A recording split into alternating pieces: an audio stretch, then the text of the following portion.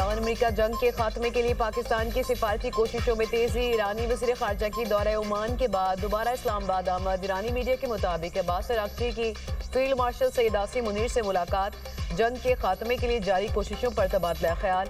عباس اراغچی پاکستان میں مختصر قیام کے بعد روس روانہ۔ دورہ مسقط میں ایرانی وزیر خارجہ نے عمان کے سلطان حیثم بن طارق سے ملاقات کی، خطے کی صورتحال پر تبادلہ خیال کیا، ثالثی کی کوششوں کا بھی جائزہ لیا۔ ایران امریکہ فوجی تنازع کو ختم کرنے کے لیے مختلف امور پر مشاورت، عمان کے سلطان کو سیاسی پیش رفت اور ایرانی نقطہ نظر سے آگاہ کیا۔ عمان کا مسائل کو بات چیت اور سفارتکاری کے ذریعے حل کرنے پر زور۔ ایرانی وزیر خارجہ عباس اراغچی کا فرانسیسی ہم منصب کو ٹیلی فون، مذاکرات میں ہونے والی پیش رفت پر بات چیت۔ عباس اراغچی کا یورپی ملکوں سے جنگ کے خاتمے کے لیے تعمیری کردار ادا کرنے کا مطالبہ۔ مصری وزیر خارجہ کا قطر اور ایران کے ہم منصبوں سے رابطہ، جنگ کے خاتمے کے لیے کی گئی کوششوں پر تبادلہ خیال۔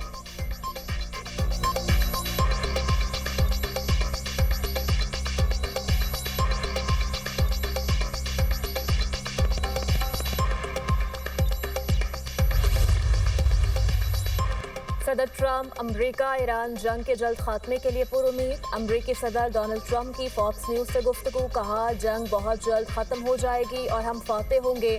مزید مشاورت اب فون کے ذریعے کریں گے۔ ایران بات چیت کے لیے ہمیں فون کر سکتا ہے، امید ہے ایران سمجھداری کا مظاہرہ کرے گا۔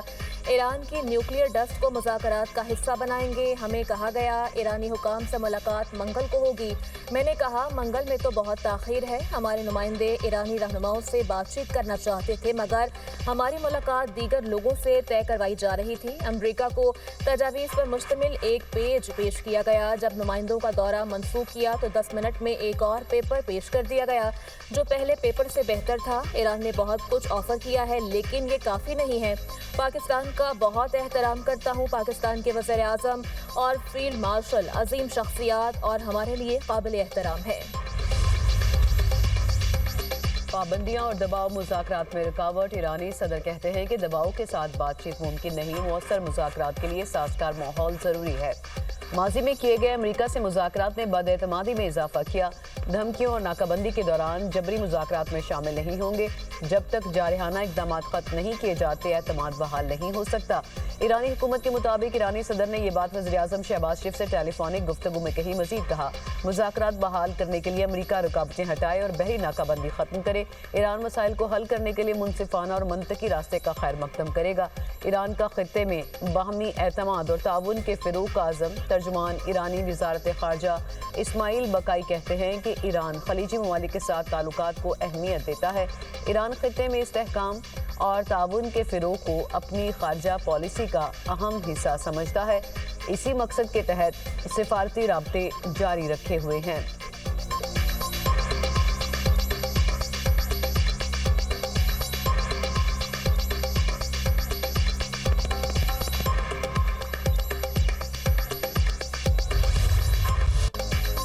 واشنگٹن میں صدر ڈونلڈ ٹرمپ کی موجودگی میں پریس ڈنر کے دوران فائرنگ، امریکی صدر اور نائب صدر جے ڈی وینس محفوظ رہے۔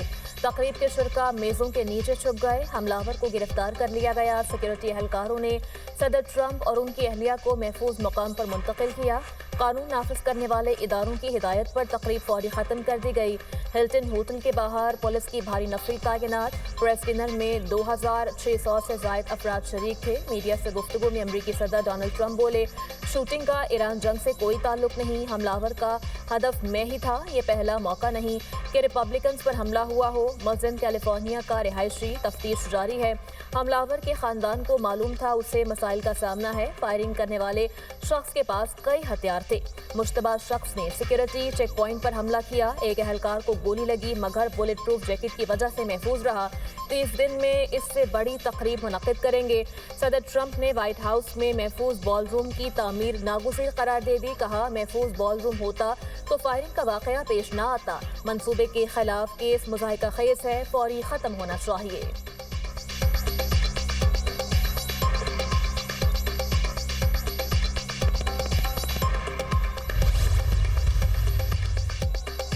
حملہ آور کے مقاصد بارے تاحال کچھ معلوم نہیں۔ امریکی سیکورٹی حکام کے مطابق تمام پہلوؤں پر تحقیقات کی جائیں گی۔ سیکرٹ سروس نے بہادری دکھائی اور بڑے نقصان سے بچایا۔ ملزم ہوٹل میں قیام پذیر تھا۔ حملہ آور کی 31 سالہ کال ٹامس ایلن کے نام سے شناخت ہوئی۔ ملزم کیل ٹیک یونیورسٹی کا گریجویٹ اور پیشے کے لحاظ سے استاد ہے۔ وائٹ ہاؤس پریس ڈنر پر فائرنگ کرنے والے ملزم کی تفصیلات بھی منظر عام پر آ گئیں۔ ملزم کو 2024 میں ٹیچر آف دی منتھ بھی قرار دیا گیا تھا۔ حملے کے بعد کال ٹامس ایلن شارٹ گن، پسٹل اور متعدد چاقوؤں سے لیس تھا۔ عینی شاہد خاتون کے مطابق ملزم نے بال روم کے قریب کمرے میں ہتھیار چھپائے تھے۔ کمرے میں ہی ہتھیاروں کے پرزے جوڑے۔ حملہ آور نے کم از کم 10 فائر کیے۔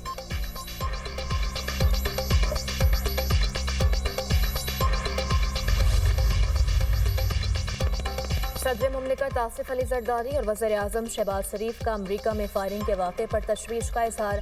صدر مملکت کا امریکی صدر اور خاتون اول کے محفوظ ہونے پر اطمینان کا اظہار، کہا واقعہ گھناؤنا دہشت گردانہ عمل ہے۔ وزیر اعظم شہباز شریف نے اپنے پیغام میں کہا اسرائیل میں فائرنگ کے پریشان کن واقعے سے گہرا صدمہ ہوا۔ شکر ہے صدر ٹرمپ، ان کی اہلیہ اور دیگر افراد محفوظ ہیں۔ وزیر خارجہ اسحاق ڈار کا واقعے پر افسوس کا اظہار، کہا کسی بھی مہذب معاشرے میں تشدد ناقابل برداشت ہے۔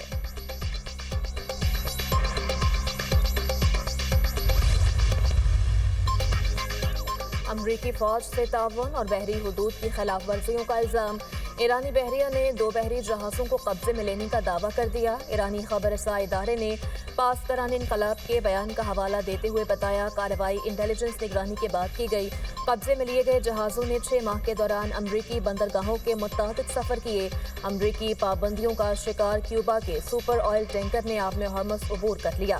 کیوبا کے آئل ٹینکر پر ایران سے تیل چین کو سپلائی کرنے کا الزام۔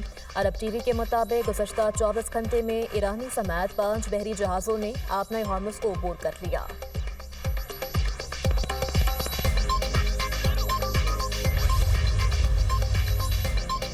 دشمن ابنائے ہرموز پر اپنا جبری کنٹرول مسلط کرنے کی کوشش کر رہا ہے۔ ڈپٹی انسپیکٹر خاتم الانبیاء ہیڈ کوارٹرز بریگیڈیئر جنرل محمد جعفر اسدی کا کہنا ہے کہ دشمن کو کبھی کامیابی نہیں ملے گی۔ دشمن ایران کے تیل کے وسائل کو لوٹنے کے در پہ ہے۔ ایران وینزویلا نہیں جس کے وسائل آپ لوٹ لیں۔ دشمن نے جارحیت کی تو سخت جواب ملے گا۔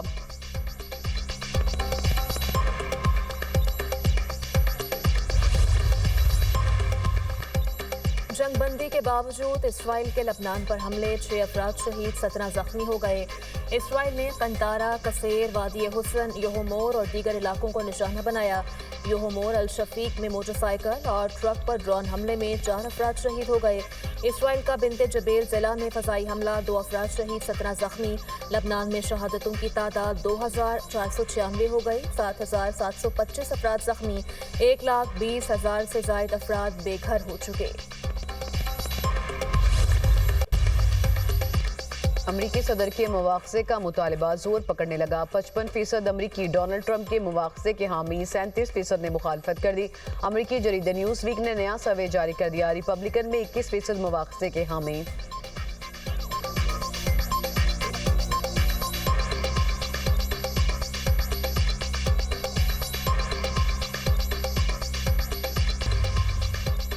لاہور کی بڑی سڑکوں کو ٹریفک کے حوالے سے ماڈل بنانے کا فیصلہ۔ وزیراعلیٰ پنجاب کی زیر صدارت اجلاس۔ مریم نواز کا لاہور میں غیر منظم ٹریفک پر اظہار تشویش۔ لاہور سمیت تمام بڑے شہروں میں لین اور لائن کی پابندی یقینی بنانے کا ہدف مقرر۔ زگ زیگ میں چلانے پر موٹر سائیکل تھانے میں 3 دن بند رہے گی۔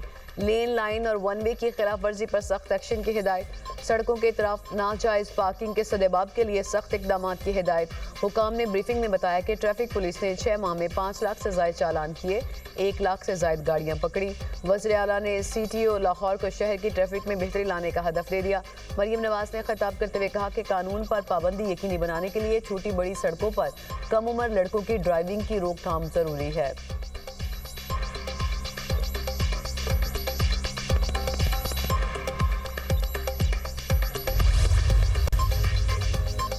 ملک کے مختلف علاقوں میں گرمی کی شدید لہر۔ سکرون شہید بے نظیر آباد میں پارہ 47 ڈگری کو چھو گیا۔ نواب شاہ دادو اور مٹھی میں 46 ڈگری سینٹی گریڈ ریکارڈ، سبی 44، حیدرآباد ڈی جی خان 43، سکھر، جھنگ اور بھکر میں 42 رہا۔ لاہور 38، پشاور 37، کراچی 35 اور اسلام آباد میں 34 ڈگری رہا۔ 5 مئی تک شدید گرمی کی لہر جاری رہنے کا امکان۔ سندھ جنوبی پنجاب اور بلوچستان کے بعض علاقوں میں شدید گرمی پڑنے کا امکان، وسطی پنجاب اور خیبر پختونخوا کے بعض علاقوں کا پارہ بھی بڑھنے کا امکان، عوام کو شدید دھوپ کے اوقات میں غیر ضروری باہر نکلنے سے گریز کا مشورہ، این ڈی ایم اے نے متعلقہ اداروں کو ہیٹ ویو پلان فعال کرنے کی ہدایت کر دی۔